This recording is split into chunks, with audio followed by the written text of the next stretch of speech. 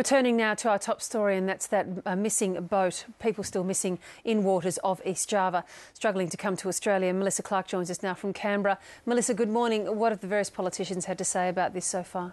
Well, the federal government at the moment is sheeting the blame to people smugglers. We've had the new Home Affairs Minister, Jason Clare, who was sworn into the job less than a week ago, already being put to the test. He has used very Kevin Rudd-esque language in describing people who have assisted these asylum seekers on their journey as scum, saying that they are taking money and at this point lives off people who are trying to seek a better life. So the new Home Affairs Minister Jason Clare is offering up support for the Indonesians in their search and rescue for any remaining survivors or increasingly any further bodies that can be recovered. Australia is sending over an aircraft and an Armidale-class boat to help out.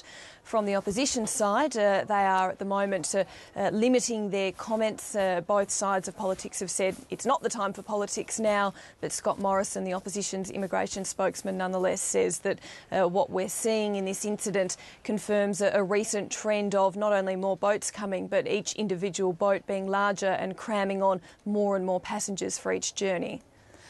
Yes, and in the meantime, as you say, we sort of have this political hiatus, while all politicians seem to be saying that they won't be attempting to make political mileage or political capital out of it. But it's going to focus attention back on the issue of offshore processing.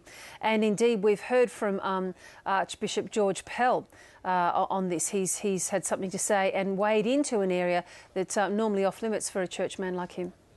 And what we have is, although there is a hiatus now for the politicians, it's unlikely to last too long, because there's a question as to how tenable the current situation is, given that the Immigration Department had forecast arrivals of around 600 a month under worst case scenarios, and now we've got 2 months in November and December this year where we're looking more in the order of 900 a month. Now that means that even the government's planning for this situation for an increase hasn't quite factored in these sorts of numbers. We are seeing asylum seekers expedited, some given bridging visas to be in the community, but it will have to be addressed by the federal government as to more medium-term planning as to how to cope for the extra numbers, presuming they continue to come in these sorts of numbers. Melissa Clark, good to talk to you. Thanks so much. Now,